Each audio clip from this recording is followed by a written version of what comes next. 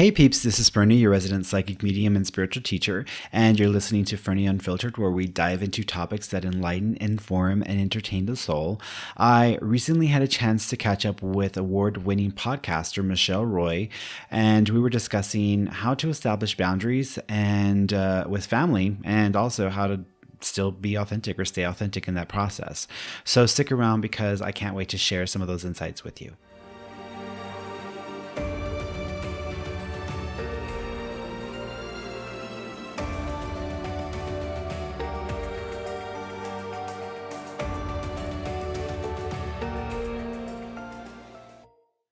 Do you remember like the first time you ever felt like you didn't fit in and like you had to start changing? Oh my gosh. Probably like as early as preschool. Mm. That No, it's like, that's pretty yeah. early. Yeah, but you know what, Fernando? Like, and I tell everybody this, and I hope that she doesn't listen to my show because I love her, but Mm-hmm. like my sister is the person that taught me relationships. Mm. And that was the person that also made me feel like I was the weirdest, most out of place, most unloved. You know what I mean? Just everything kind of just came from that Mm-hmm. area. So really, when I was very young, I felt like I didn't fit. Yeah. I for me, I remember having a few experiences or very specific experiences where I was forced to feel like who I was or what I was bringing to the table wasn't acceptable. And I was going to have to change if I was going to survive. Because you either change or you die. And Mhm. death could be a lot of different things. That's why we got all these kids killing themselves and they're like in the fifth grade or in the third grade. I'm like, oh my God, I didn't even have the thought process to think about what suicide, I didn't even know what suicide was when Yeah. I was that young. I mean, these kids are coming up and they're so intelligent and they're so smart and they're like lifetimes ahead of us when our Yeah. comprehension level from when we were kids, you know? So for me, I remember when I in pre-K, this was in pre-K, and this was the beginning of it, but I remember my mom took me to school and we had these like two buildings. You know, sometimes there's the main building, and they have those little shacks on the side of the building that were like additional like units for the school. And so that's where the pre-K classes were at. And I went to the pre-K class, and I walked in, and it was a pretty empty room, except there was like a kitchen set toy area where it was just the whole set, the whole thing, everything you would dream about with the kitchen sets. It was all there. And then there was a bunch of little boys. And so all the little girls were just hanging around. They kind of didn't have any sense of knowing what the hell they were doing. They were just in that room. The boys were running around like maniacs. They were just chasing each other, like you know, annoying boys. Like boys tend to be annoying like that. And I remember walking in there. My mom left me there, and my mom was pretty protective of me, but she left me there, and I immediately went into control mode where, okay, girls, we're gonna make the boys some lunch, so we need to get the food ready. And so I immediately dragged the girls into the kitchen and I gave them all responsibilities, and I said, you're responsible for the eggs, you're responsible for the tea, you're responsible for this. And you know, and it's all fake plastic food, the little plastic eggs and stuff. So we're just like, that's what we're doing, and I'm telling them what to do. Now, that was a very confident Fernie who just kind of went in there, and I said, listen, motherfuckers, like, we're going to bring this all together because y'all don't make no damn sense with what y'all are trying to do. We know that those boys are crazy. We don't need to express that here. So let's work on this. So for me to be that confident and to be that just direction, I mean, that was insane. So I remember that. And then I think a few short years later, that's when my mother met my stepfather, and they got into a relationship. And then he just kind of popped up one day. I mean, I was at the park with her playing with my little plastic Mickey Mouses that I got from the cornflakes cereal because we couldn't afford to buy toys. So I had to play with the toys from the cornflakes cereal. And I had my little Mickey Mouse toy. And the bus came up. It was the metro. The bus showed up, and he came out with a suitcase. I didn't know who he was. I was just sitting there, didn't know what was going on. My mom was with me. What? You showed up with the He suitcase? showed up with the suitcase. I had never met this person. He literally just showed up, got off a bus with a suitcase. And he walked over, and my mom introduced me and said, "This is your father. You know, this is your new father." And I was like I didn't understand that because I knew I had had a father, but my mom was my father's mistress, so they had no relationship. And so Mhm. I had used to cry and cry to her, like, why don't I have a father? Doesn't he know that I exist? He will love me. He will love me. I want to meet him. He'll love me, So I knew that I had a father, and I had seen a picture of him. This wasn't my father. This was some other guy. But she said, this is your new father. And so I was like, okay. So I was forced to accept that that was the reality. No Mm. preparation, no opportunity to get comfortable with this person. He was just there. And I was already uncomfortable around males to begin with because I wasn't raised by men. I was raised around a lot of women. So for me to have to deal with the male energy, it's very different from a female's energy. It was just rough. And then shortly thereafter, the abuse started. And the abuse, I think, the abuse towards my mother was one thing. The abuse towards me started, I think, before the abuse towards my mother, because he, being my new father, felt that he had the right to, um, what's the word, to not punish, but he had the right to discipline me. But discipline Mhm. quickly became punishing, which quickly became abuse because I wasn't his child. I wasn't his son. And there are those guys where they're like, they're real machismo and you're not my kid. So I don't want nothing to do with you, and I think that's where he came from that. So it suddenly, and whenever I acted in a way that was inappropriate or that was Ferny like or whatever, it's when I would get it. So I had to change. I had to become this other person. And I think that's when the forced conditioning of my human persona began, when the abuse started, because it either was survive and try to reduce the Mm. pain and the suffering, or continue this with the idea, with the knowledge that it's going to hurt even more. So I think that's where it started for me. Oh, I would just want to hug your shadow. Oh, my shadow's a bitch, girl. I don't think you want to hug my shadow. Mine too. Hmm. I'm learning. I'm like, oh, Yeah. Yeah. there she goes. Hmm. I mean, like you said, I mean, there were times when I would want to sing and dance and Hmm. perform and grab a lipstick and say, Hmm. "Hey, welcome to such and such," and people would be going, "Why are you doing that? Right. Or why are you saying that?" Yeah. Or if I would speak something intuitively or something that I could feel, they'd be like, "You're weird." Hmm. Instantly, instead of saying, "Wow, that was really, how did you know that?" Yeah. It's, "You're weird," and really because they're uncomfortable, but Yeah. like as a kid, so it's like instantly you decide, well, I'm just not going to talk about the stuff that I like because it hurts my Right. feelings because you reject me, you know? Hmm. Well, it just and no, I mean, I think like our social norms back then as well, they didn't make it easier, because even if you had a open-minded parent, or you had a family that was like more accepting of you, then society is saying, oh, those black people, they're too loud, they're too much, and it goes into that whole, oh, she's being uncontrollable, or oh, they're acting this way or acting that way. I was at Yeah. the airport this past weekend, like when I flew in from Vail, and I was at the airport, and my friend was inside. She was trying to figure out the car situation, and I was outside, and there was a woman with her mother, and then she had her daughter with her as well. And her daughter was probably like Michaela's age. I mean, she was what, like Michaela's like what, 8, 9?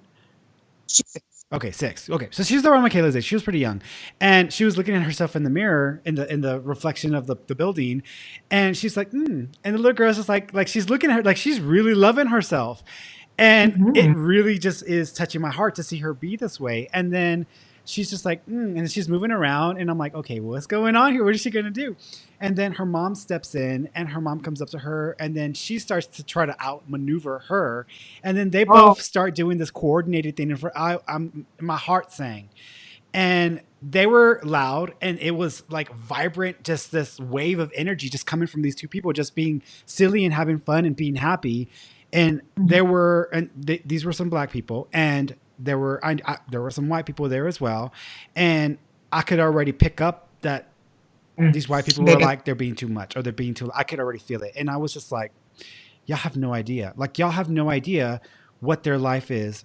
How much Mhm. this might have been this little girl's only time to really express herself. Maybe she's around people that she can't be herself. Maybe at school they don't accept her. Maybe her mother grew up in a way where she wasn't allowed to be herself, and she's finally giving this to her daughter. Like, and immediately I got defensive because I was just like, we don't need that. If anything, the energy that they're expressing is louder and more uncomfortable for me than the energy of happiness and joy that these I, people are expressing just by being a mother and daughter having a good time. So it was an interesting situation, but I was like, okay.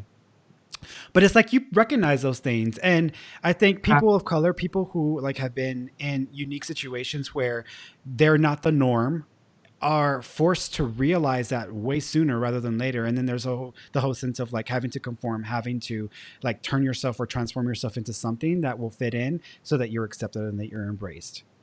right. Mm-hmm. Right. And I think that really does resonate with me because, I grew up in a white school. Mm-hmm. I'm not gonna say predominantly white because there Mm. was like 10 of us in the high school. Mm. So like I No, it's white school. years, That's white.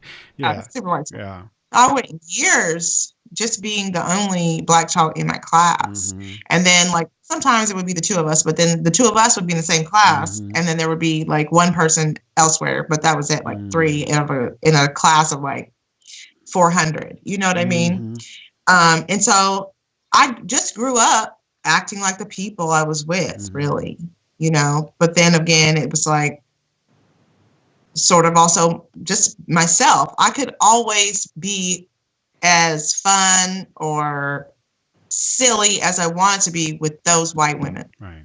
You know what I mean? Yeah. Everybody's like, your personality is bomb. Mm-hmm. But I go home and it's, why are you always looking at yourself? Mm-hmm. Or why are you always singing? Or why are you always Mm-hmm. dancing? It's not that funny. We're not having fun. Shut up, or whatever. Whoever, because everybody in the house was full of that same shit. Right. Right.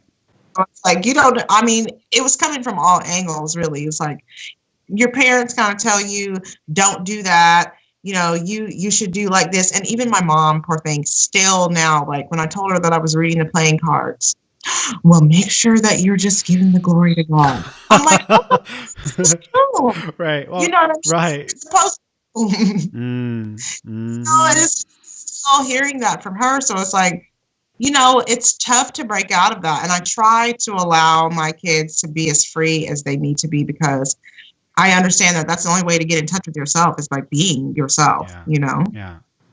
And this society stops you instantly from connecting with your higher self.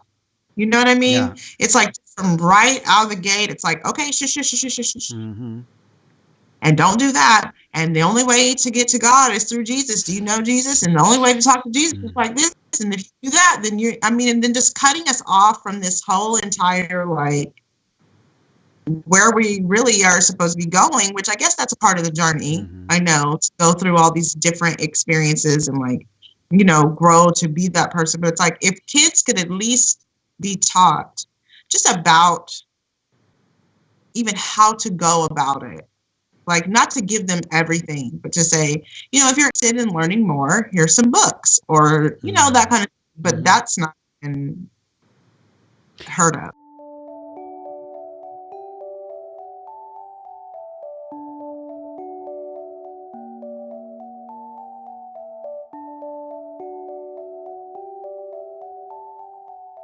No, I think I think that's one of the biggest things. We were talking about that, me and Mike Iamelli, when I did the podcast with him. Like, we were talking about how I wish this was taught in schools. I wish I was taught. I think there are like 4 or 5 basic areas that people should be taught in school. One is basic first aid / basic nursing skills, because that right there would just help a lot of people not die. So Yeah. I think that's just a basic thing. It's like, well, they just bled out. Well, why didn't you put pressure on it? I didn't want to touch the blood. Like, are you serious? You literally just let this person die in the middle of the road, Well, I didn't think that was my responsibility. I called 911. I'm like, baby, you are God's 911. You are right here in the moment witnessing this happening. Like, you're the first level, So I think that's one. I think communication skills, expressing yourself in a way that is effective, is another thing that we should be taught as kids, because sometimes we just react and we just, express ourselves in a way that is behaviorally, but we don't even realize what's going on inside of us. And so for us to be able to like kind of just share it, or have that idea that you can think about what you're feeling and then share it in a word, way, in a format of words, then I think that would help a lot of people understand each other and connect in a way that, we really don't. People react, they do this, they do that, and they're trying to figure it out forever. What's wrong with this person? Why are they being this way? So that's another thing I think. I think another, and actually Lady Gaga, there was Oprah just did a podcast with Lady Gaga a few weeks ago. Did I send you the link to that? Because it was a really good podcast. Okay. You have to listen to it. It's really incredible. And she talks about, in the podcast, she talks about how when people are coming out of trauma, or when they're going through a period in their lives, especially girls around the teenage years, especially around puberty, that's when girls tend to become cutters, where they're cutting themselves, or they're trying to find a way to just not get attention, but just feel something, and then also express their pain, right? Mm-hmm. And she says there's a new technique that they are teaching the young girls, where it's actually about helping them to just verbalize it. And she says, my mom always told me, say it, don't show me, say it. So she wanted her to communicate it. And I'm the kind of person where I'm like, show me, don't just tell me. But that's different. That's intention. But that's another thing. I think communication skills is a necessity, because we're not taught how to talk to each other. We really are.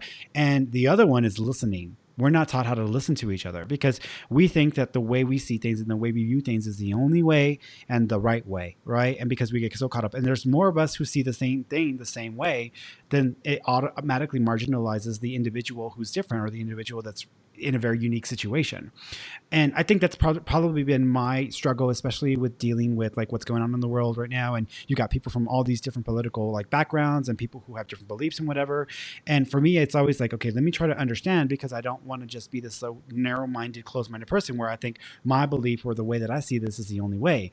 So it's hard, because we're not listening to each other. We're just completely trashing each other. And at the same time, I think the people on one side, if you look at the political scene right now, the people on one side, because they don't care what the other people are saying, their view is correct. And then it applies exactly the same way to the people on the other side. So it's almost like the same bullshit over and over again. So listening to each other.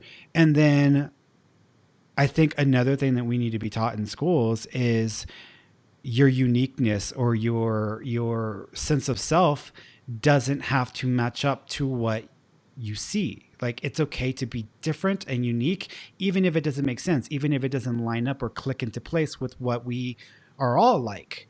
And I think that's another one. It's almost just accepting that uniqueness. So I think there's a few things we really should be taught in school. And now as an adult, like if you don't conform and that become your norm, and then live your life like that, then you have to find a way to survive and cope.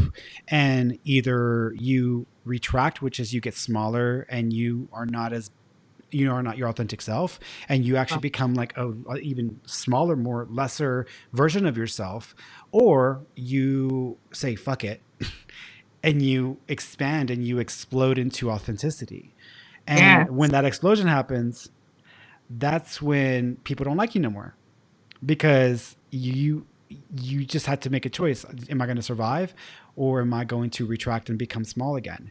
And when you expand and explode, then you act in ways that is authentic, but it's such a huge, sudden, drastic change from who you just were that people don't like you no more. And they're like, what the hell happened to you? Why are you such an asshole? Why are you such a bitch? And it's like, I don't even know, but I know that this is what I need to be. This is what I need to do.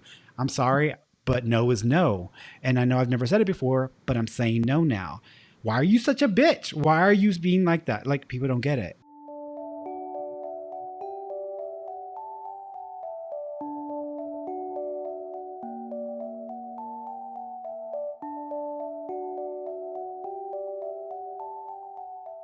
I just set that boundary with them. Like when I'm in my room, because I'm trying to get my space so that I can get to me, just if I have a couple of hours, you know what I mean? So I have a question for you then, because in doing that, I mean, I've seen you, I've heard you, and it sounds like you really love your children. It sounds like it, right? And it sounds like you are trying to be the best mother that you can be within the circumstances that you are currently within. Yeah. But it also sounds like you're trying to avoid mistakes, or you're trying to avoid causing them pain or distress in a way that maybe you experienced as a child yourself. Yeah, yeah, that's what this whole thing is kind of about. It's just like to stop from blowing up. Yeah. Like if I need like time, mm-hmm. I need to go into my room and just, be by myself. Even if it's just for 10 minutes, if I get off work, I just want to take my shoes off, go to the bathroom, take a deep breath, and then I can come out and we can do that kind of whatever you want to do. They have a lot. Michaela has a ton of things that she wants to do. Now, when in trying to do that, you're trying to avoid blowing up or trying to avoid going from like 0 to 100, and you're trying to find that balance. But I think something that you might be running into when you're going through that is you're trying really hard to avoid making them uncomfortable or making them feel not happy or trying to distress them. Still trying to people please at the same time. And sometimes you kind of setting boundaries doesn't mean pushing someone only within their comfort zone. Setting boundaries sometimes is like, this is it. This is the line. Past this, and this is unacceptable.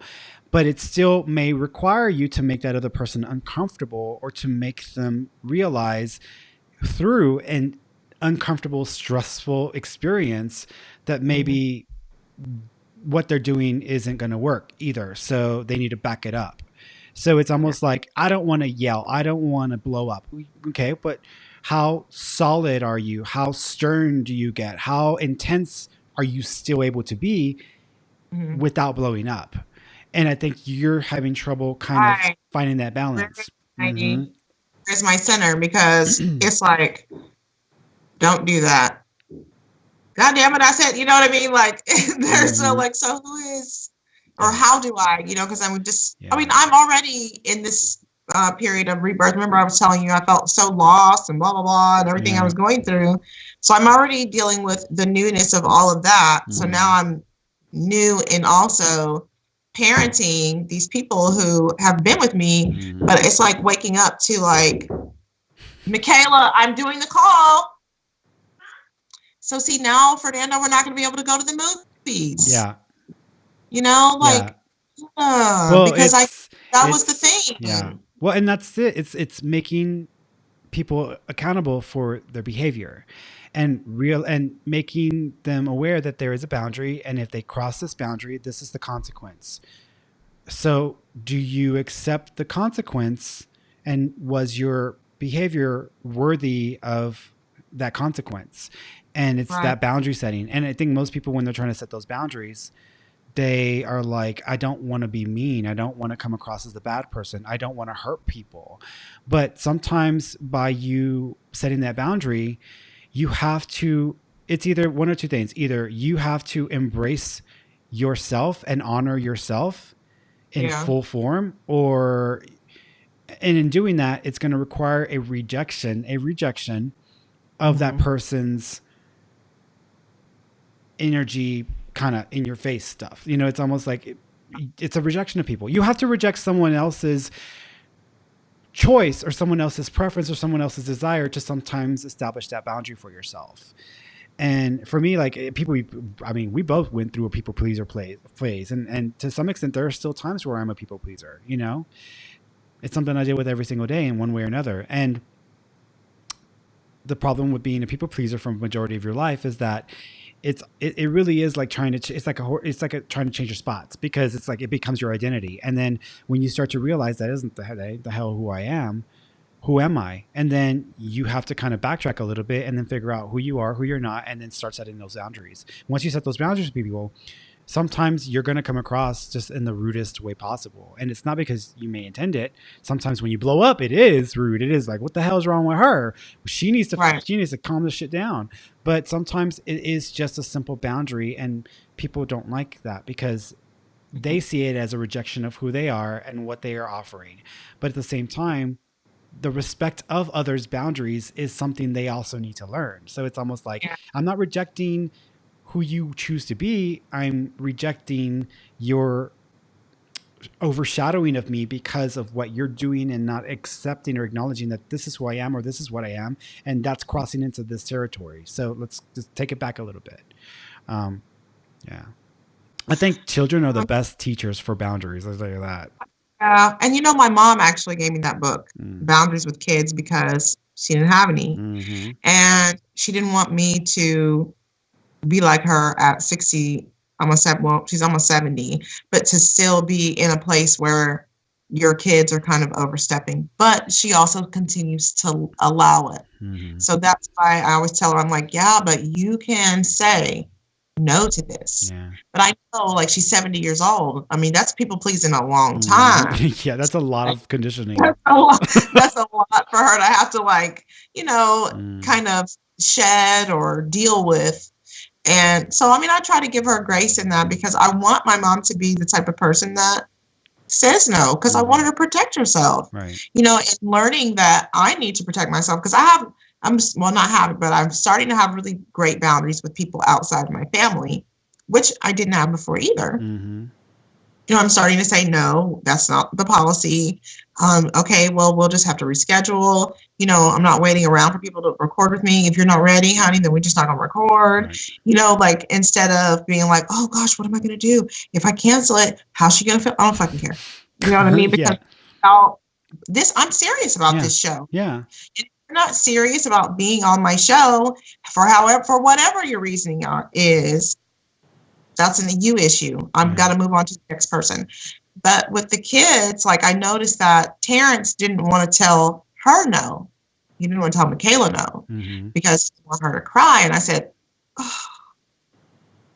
because I already know. Yeah. You know what that is? He's people pleasing her. Mm-hmm. It was like a sandwich. That's what it was like. Oh my God, food. You're giving away the last food because you don't want to hear her cry. And so I was like, no, I know I've taught you guys a lot of things that we now have to unlearn. This one, stop it now, because he takes it outside the house with him, and he gets very affected by people what they say about him and how they treat him. So, like, Brian actually gave me this book called Nasty People. So I'm in the middle of it, but I gave it to him. I was like, you could read it tonight. Because he had some incident at school or today at the basketball court. And I was like, just read it. Because it's about people who will invalidate you intentionally.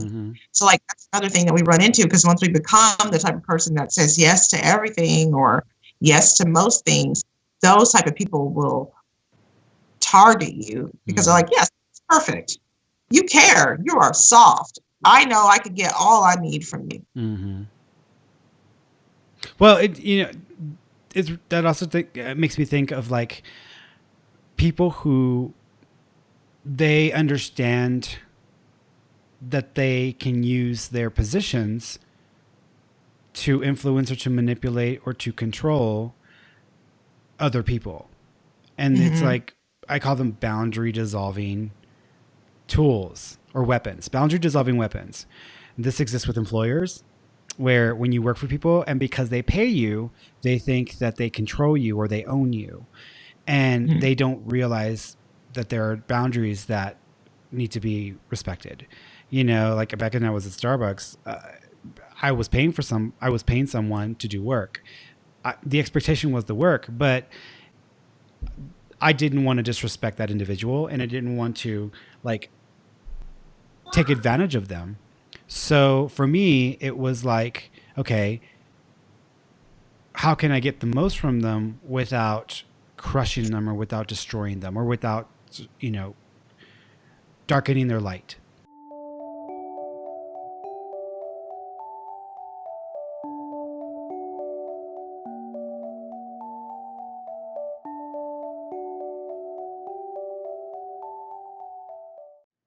Yeah, I remember an experience I had when I was, because my cousin she had a little girl, and this was right after high school, and I kind of went and lived with them for a year, and I was like their living nanny. So they would go to school. I mean, they would go to work, and I was there all day with the baby, and it was free. It was pretty much free. Daycare for her because it was way cheaper than regular daycare, but at the same time, I was living there, so there was less expenses associated with it. And her name is Sierra. I love her. I love her today because she's just such an incredible person. But she was just a baby. She was less than a year old. She was already walking, and they just did not want her to cry. So they would do whatever they needed to do to keep her from crying. And I'm like, there's nothing wrong with crying. Like, I mean, crying is an expression of an emotion. There's nothing wrong with crying. And so I started looking online at different cultures and different places around the world, how they handle, children, how they teach them boundaries, etc. Mm. And I had read something where I don't even know where this was, but what they do is they light a candle, and when the child is old enough, they try to teach them what hot is and how it can be dangerous for you.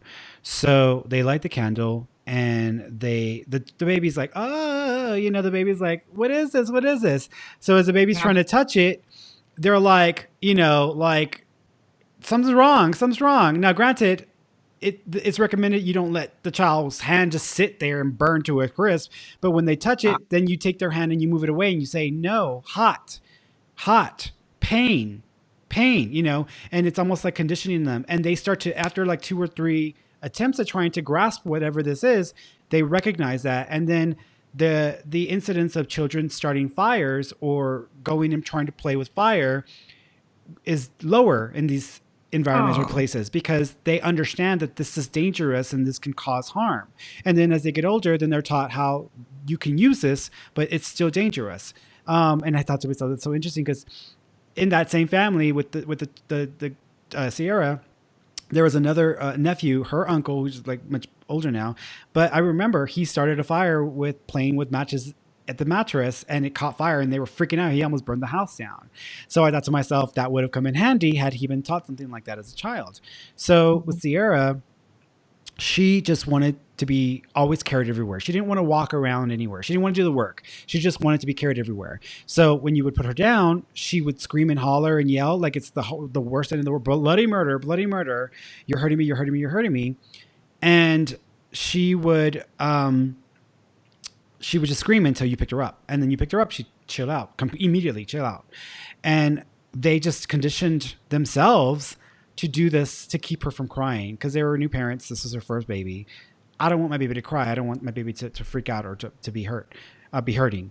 So when I took over, and I was like, okay, so every day I tried to, spend time with her and nurture her, etc. But she just had this condition that I don't want to walk. I don't want to have to go from this place to this place. I want you to pick me up and take me there. And so it got to the point where I was like, we're going to have to learn a very hard lesson today. And the lesson is, when I say no, the result is that is not going to occur. And so what I would do is I picked her up. I said what I said. And so I'm talking to her like she's an adult, because she's going to figure out what I'm saying at some point anyway. So I'm talking to her. I'm like, okay. So I would put her down, and she'd start screaming. And she'd like screaming, she's going to die. And I'd pick her up, I lift her up, and I would tell her, no, I'm not going to carry you. And then I'd put her back down. And then she starts screaming again. And then I'd pick her up, and I would say, no, I'm not going to carry you. And I would put her back down. She starts screaming. And then after a few moments of doing that, then I picked her up. No, I'm not going to carry you. I'd put her down, and I would go sit down, and I would sit at a chair right there. The TV was on or whatever, but I'd sit there, and she'd scream, scream, scream, scream, scream, scream. And I know it wasn't her diaper. I know her diaper was just fine. I had just changed it. She had just eaten. She had just been burped. She didn't have any painful issues on her body. So I know she wasn't in pain. It was just a conditional behavioral thing for her. And so I would sit there in the chair. She'd scream, and I would say no. And then she'd scream louder after I would say no. And then I'd say no again. And then so literally we went back and forth like this for 4 hours that day. 4 hours. At the end of it, she's like, she's done. She doesn't have any more crying to do. And, people are probably going to think, you're an abuser, Fernanda. You abuse this child. I'm like, baby, no, I didn't go put her hand in fire. I wouldn't think I could do that myself, because I would be too like, no, my baby. But she needed to understand the boundary, and that the answer to if I say no, then the answer is no. And that's it. That's the end of it. And so I did this back and forth for 4 hours with her. She stopped, and then she just sat there. And then I went, okay, she's done. She's chilled. I went and picked her up, and then I put her down. And I said, no. And then she just stopped. She didn't cry. She's like, okay. And she just sat down and started playing with her stuff. And so after that, so after that, we had a standoff. So after that, whenever she would fuss or create a big old like drama over something, and I said, the answer is no, immediately she would just like, okay, I know what he means. I know where this is going. And I didn't hurt her. I just taught her something, but it was painful for her to go through that understanding because I'm sure in her head, she's like, he's rejecting me or he doesn't love me or whatever. I get it. But at the same time, it was a boundary building experience for her. And so after that, her parents would say no. She still didn't want to listen to them. But when I would do it, she would stop and she'd be like, okay, I know what he means. I know that he's serious. He is not playing around. He's not going to pick me up. So after that, sometimes they would get me to say no to her because they're like, why does she listen to you? Or why is she not over, I'm like, because we have an understanding. And it's not like I'm not going to love her. It's not like I'm not going to nurture her or give her a lot. I mean, I spoiled her still, but when I say no, the answer is no, and that's the boundary. And so I think a lot of parents and kids, and I can't really give advice on parenting because I'm not a parent, but I did have an experience that was very informative and helped me to understand some things about our behavior as people, as human beings. And so, like, it's the same thing with work. It's like sometimes people, and that takes me to where I was saying earlier, where I feel like people who are in positions of authority or power, they take advantage of other people because they feel that they're entitled or that they own that individual because they've given them money or because they've paid them. And I mean, I've even had times where, and I'm so lucky that I have the most amazing clients because a majority of my clients are just really great people who are so respectful, and they are, doesn't matter how their experience has been with other people or psychics, but with me, it's such a great relationship with the majority of my clients. But every now and then there'll be a client who they feel very entitled and they feel like they own me. And like, I paid for a service and you've taken my money and now this is what you need to do for me. And my immediate reaction is, okay, this is what I'm going to give you. If that doesn't work for you, we can end the session right now. Because I respect you and I expect the same in return. And it feels like you're not understanding that this is my business, this is my time, and I choose how I'm going to spend it.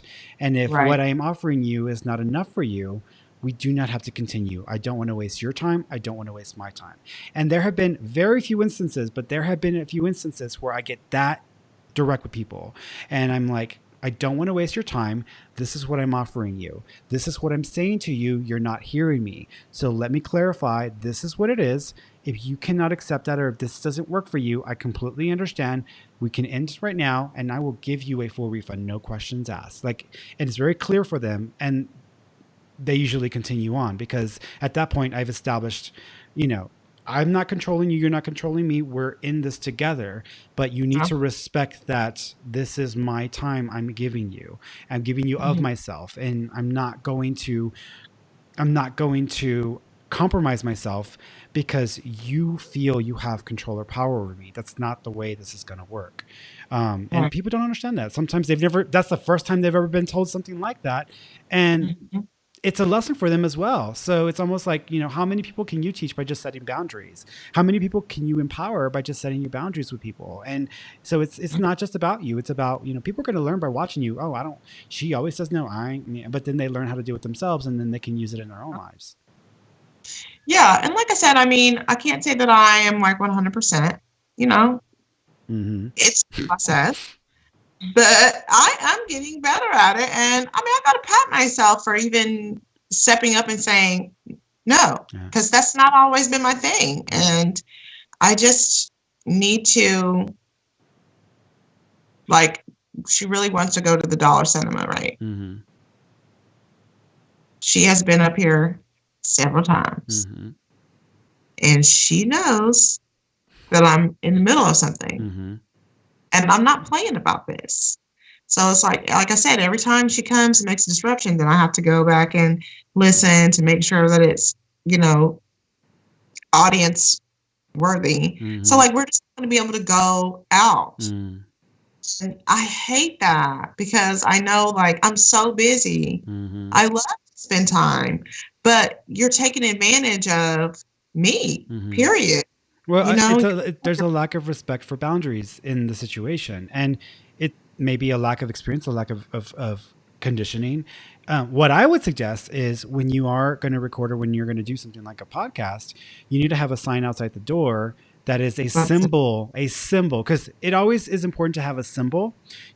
Christians use the cross as a symbol of authority and control, especially in the old days, back when the Crusades were going around. I mean, literally, that's what they use crosses for. Other people use talisman or certain things that are symbolic of. For me, whenever I start to do this work with people, for me, my symbol, interestingly enough, is my CBD oil when I'm like vaping it, because that's my symbol for, okay, I'm anxious. I recognize that this is how I feel, but I yeah, also I'm going into work mode, and then I immediately go into my visualization where I'm opening myself up to light and love and etc. Okay, now let me get those in as well, because I need to get to that place where I can work with the person that I'm going to be helping. So it's yeah, a symbol, a talisman for me. But you can use whatever. But I would suggest like having a sign that says recording in session, do not disturb, and then try to get her to recognize that that is important, that she recognizes that that needs to be respected, because it comes with a cost if she doesn't respect it, and if the cost is too high for her, then she's not going to want to take the risk. Now, granted, children are all different, and some children are more, stubborn than others. Some children, they struggle with situations or with personality difficulties or whatever, but it's still a conditioning process. And it's yeah, still, I mean, we're still able to be conditioned to have to operate a certain way so that we can get the most from our experience. yeah. You're right. I mean, that's been the thing. That's why I said, like, even my mom gave it to me. And, like, I think I have a lot of, I don't even know what the right word is, but I am cautious just because she is different. I'm Mm-hmm. like, am I like super scarring her? Like, is it a super scar whenever I do something? Mm-hmm. Or again, I'm like, she's not smart. Mm-hmm. Like, Oh she's no, she's manipulating. extremely intelligent. So You can she's tell she's really extremely intelligent. Yeah, and you have yeah, to like remember, yeah, just because somebody is, I think that there's a dance happening here, and you're trying to assert control or power of the situation. And you have a right to it because you are the parent. You are responsible for this child's well-being and future and safety. And at the same time, I mean, if you don't teach her the respect of, this is the sign, you respect this sign, because if you don't respect it, there's consequences. What's going to keep her from running a red light if she doesn't respect the sign that the red light represents stop? And so it comes down to, this is a survival thing that you've got to work around with, yeah, because this is going to apply in so many different other ways and in so many different other situations. So yeah. I mean, whenever we got on here, I'm like, oh, we're gonna talk about this. I'm like, no, I'm gonna get in trouble. So but you didn't know, you're not with who, with me, I mean, no, no, you know yeah, what I mean. I just yeah, like you always can tell. First of all, when anything is going on, but then, I mean, that's why you're like my teacher because you have like excellent insight. So you're like, let yeah, me tell you, let me help you through yeah. this. I mean, and that's what I need. So really, I notice like when I go back and edit these episodes, I'm like, that was a nice lesson. This is a nice lesson because it's like the Yeah. notes come But from it's real. whoever It's real talking life, though, right? about. It's real life. Like, people get on here and they do podcasts and they do recordings and they talk about something that's an idea or a concept, and they just kind of play with it, or they just say something about it. And a lot of people, they'll say whatever sounds good because it's going to get them more ratings, or it's going to get people to like, oh, that's just great, I love it. But when you're in life, when you're living your everyday life, this is why I mean, granted, I do live up in a mountain somewhere, but I don't live in space completely disconnected from human experience. And people Mhm. ask me, like, why am I so human?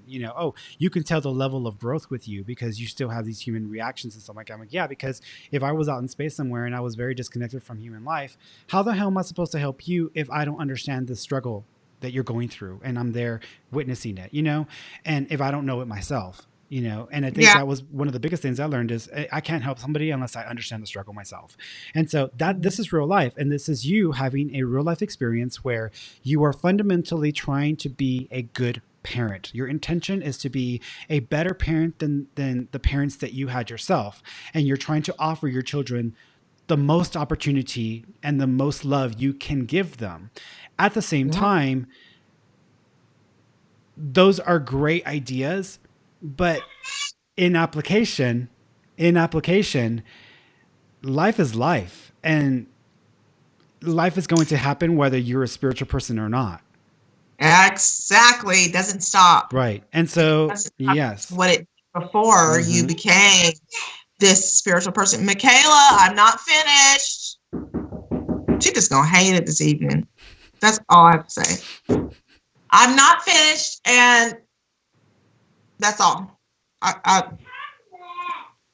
Yeah. I love you. Thank you No, for being my of friend. course.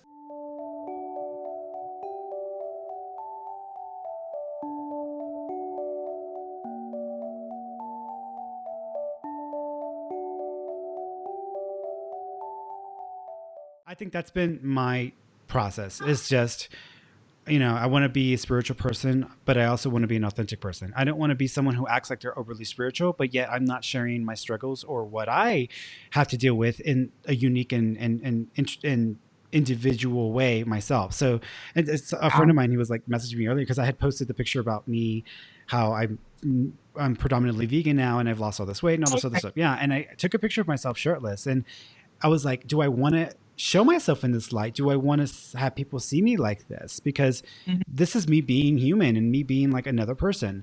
And I'm like, yeah, because just because I have years and years and years of spiritual knowledge built up and I have understanding of, concepts and ideas and practices, etc., doesn't mean that I don't have struggles every day, that I don't, not have things that are not ideal for me or not working for me. And so if what I can share and what is going on in my life can, help somebody else out, or they can have an advantage just because I went through it, here's the fucking advantage. Take the goddamn advantage, use the goddamn advantage. Trust me, you go to an ATM, it's going to pay you out. So use it, Right. Mm-hmm. I mean, that's what I think people value is like, and I mean, I talk about whatever I talk about on the Mm-hmm. morning vibe, Mm-hmm. but I don't do it every day. Right. And you know why? Because I don't have a good morning every day. Right. Oh, baby, no. I mean, Yeah, baby, no. Look, I think that's like, I went through that whole period where when I was doing law of attractions, like you have to wake up every morning with the most positive outlook in life ever. And I'm like, okay, this is only going to go so far with me. And so what I realized with myself is that mornings are not the easiest time for me, because for me, when I open my eyes, there's an immediate realization that I'm not in my purest loving form. I'm in a human conditional body and situation. And it's almost heartbreaking every single morning. I'm like, oh shit, I'm here again, right? And so like I'm all cross-eyed and I'm all like, what the hell? And so for me, it's like I'm here again. And some mornings it's not as intense. Some mornings it's a little easier, but most mornings I get up and that is the realization that I have. Here I am in this physical form. It is temporary. I'm not here forever. I have a purpose to serve. I am here to experience things and I still have work to do. If I'm still here, I still have some things I'm doing. I have to honor that because that is why I'm here. And my conditioned Ferny personality may not grasp the fullness of it, but it doesn't matter what Ferny grasps because I'm still here. So that's the reality. And so I get up. Usually the cats are screaming like feed me, because they're hungry. So I get up, I mosey over to the kitchen, I feed them, start my coffee, because for me, coffee is my talisman. It's a symbol of me embracing and accepting the reality of this experience and saying, okay, this is what it is. Let me work with it. Let me do something with this. And the moment that I accept the reality and I accept this and I say, okay, I'm going to do something with this, is the moment that my energy starts to shift. And for me, thank God I have my own business and I can do my own thing because I don't have to be rushing to work at 3 or 4 o'clock in the morning like I was back at Starbucks. And honestly, like for me to just roll out of bed and then just to run over and do whatever, it's just not my vibe. It does not work for me as a person. So I need time to get used to this reality first before I can go into working mode. So I normally don't start working until 9 o'clock. So, I mean, I roll over, get out of bed at 7:30. Takes me an hour or two to just get myself there. And then once I'm ready, I'm like, okay, let's go. Let's do this because that's what I need to get to the point where I can function in this environment. So do you forgive yourself because you're not waking up the happiest person in the world? Like, who does that? Like, who does that? Like, you know. At first though, I really did think that you kind of had to. And like I was telling somebody, I think I was telling one of my clients today, I was talking to her and she was just talking about how she wasn't feeling good all week last week. And I was like, it's okay. You know what I mean? Like, you're allowed to be ill. Mm-hmm. Like you're not going to feel good all the time. And I was like, do you think every person who does positivity is like that all the time? Like even Beyonce is not Beyonce every day. Oh, hell no. No, right. Correct. Like, I mean, yes, of course, be authentic, but authenticity means that sometimes you have a shit day or sometimes you just feel human. So you don't fucking. Authenticity has nothing to do with positivity. Authenticity is about embracing who and what you are without being overshadowed by the conditioned version of yourself. So authenticity is simply about you accepting and embracing what you naturally are without work to be something different, and positivity is more about having an outlook about life and trying to focus on what is working. There's nothing wrong with positivity, but there's such a thing as like what I call it, unhealthy positivity or toxic positivity, which is becoming a thing now because there is such a thing as toxic positivity. I'm high all the time. Right. Which that's not me. And I went through that period in my life and it just didn't work for me because it only got me to a certain point, but life still happened. There were still things that were happening. And when I sat with it and I just like went with it, it actually felt better to just let myself be. And then once I accepted, okay, this is what it is. How can I reduce the impact it's having on me? Or can I resolve the issue? Can I resolve this? If I could, then I would go ahead and act in that way. Because pain is a motivator. I mean, people don't realize that pain is a catalyst that we use on this level, in this form, to motivate us for change, for evolution, for growth. Pain is an evolutionary growth tool. If you understand that, and if you actually pay attention and do what you're told. And so pain is like that. Pain is like that mama who has that, like, she's like, listen, this like Hispanic mama with the chancla. She's like, you better do that, So pain is like, you better do this instead. And so use pain as a motivator. But some of us, we don't have the luxury of resolving the pain. We can't change the pain. The pain is there. So just come to a place where you can be at peace with it. You're going to still feel pain, but just accept it and just be okay with it and sit with it, because there might be something in that serves you still. Right. Yeah. And like, remember you called me that day that I kind of found out about Kayla, and I think we were supposed to interview, but I totally you were like, ah, yeah. Yeah. And like, I was really upset, but like, you were like, let yourself, because I was trying to kind of stop myself from like reacting the way it was. Yeah. Like, I mean, I was upset because I was like, did I do it? Was it me? What would she have been? All of these things, Yeah. And now we know she's a great manipulator, so she's okay. She's fine. Yeah. But I mean, you were instrumental in helping me through that, because, it was just like, I was trying to stop myself from experiencing that pain or that loss. But it was because I was used to reacting to that kind of thing differently. Like, I was handling it like, man, well, hey, instead of, and that was like the first thing that happened when I had become, I don't even know how to say different, whatever. But that was like the first thing that happened after I had my awakening. So I was like, I mean, this sucks, but don't fall over from it. But then I wasn't sure how to feel it without, like you said, looking for the balance between I don't care at all because this isn't real, and I'm devastated because this is everything and Chicken Little. Right. So it's like finding that feeling and then moving through it. Yeah. So like I've been okay. I mean, it is what it is. It's just a daily thing, because I realize the lesson is patience, which I'm still working on, because I have to repeat a lot.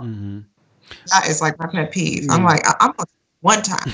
And she's like, I'm not going to understand it until 50 times. Right. So you gonna tell me 50 Which times makes or I'm not it, gonna get it. that with my partner, like he will ask me one thing, maybe can you put the dishes this way, or hey, can you put this, and I'm like, okay, and I acknowledge what he said, but something in my head said that piece of information served no purpose. It's not worth anything to me. It's not something deep and profound. It's just something that's not that important. It's not a big deal. Nope, it's not a problem. And then immediately gets emptied out and into my, my memory, out of my memory cache, empty. And so it isn't until he says it 3 or 4 times that I'm like, oh, he really, this is important to him. Like, which it shouldn't take that many times to be told that, but at the same time, I function very differently than he does, and those little things are not as significant for me. So it's more of trying to get that balance there, and sometimes it's easier for us to work through it. Sometimes it takes a lot more effort, maybe even a big old fight. Just having it out. So I tell you about the goddamn spoons. But Yeah. and sometimes that's what's required, but it just depends. And then that's the boundaries, and that's understanding each other, and that's finding what works for you, what doesn't. And I think, and then what I was saying earlier is, up to a certain point, I think because you've tried to be such a good parent, and because you're trying not to hurt your children, you are instead making it easier for them to get used to you being such a loving person, being such a you know pushover. And so it's almost like she's such a loving pushover, and which immediately turns into this whole people pleasing mode that you've been living and working through. And so it's like, okay, God just gave her the gift of these kids so that she can learn boundaries and teach them boundaries as well.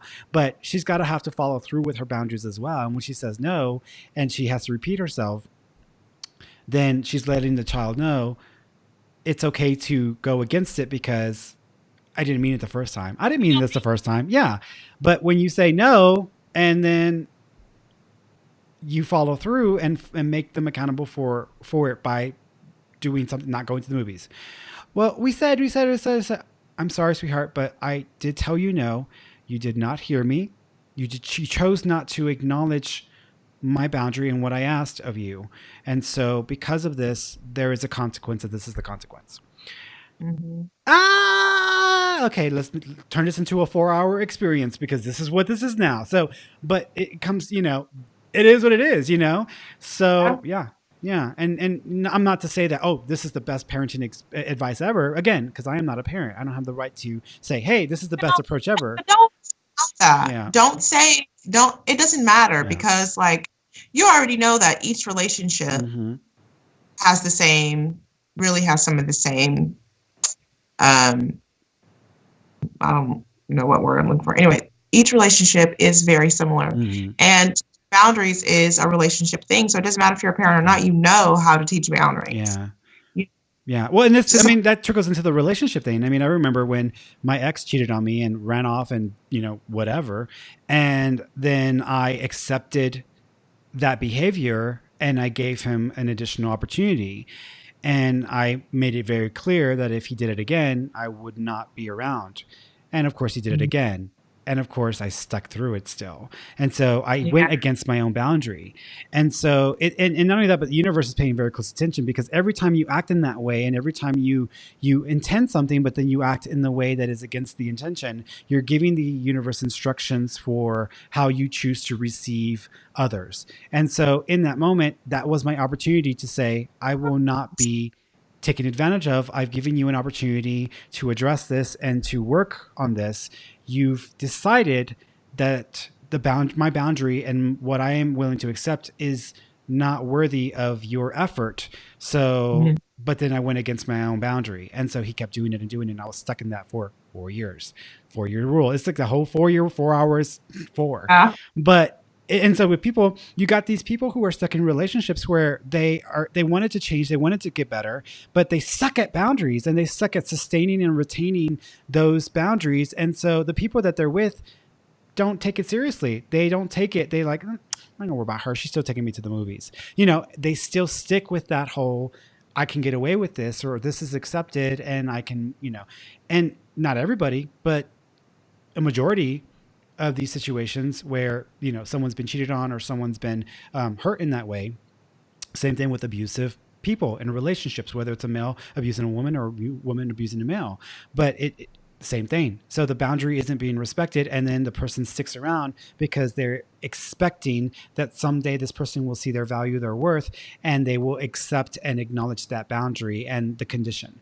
And of course, it doesn't happen. And so what they've done instead is they actually taught themselves how not to be used to being respected, how not to be honored, how not to be appreciated, and that boundary to be, acknowledged.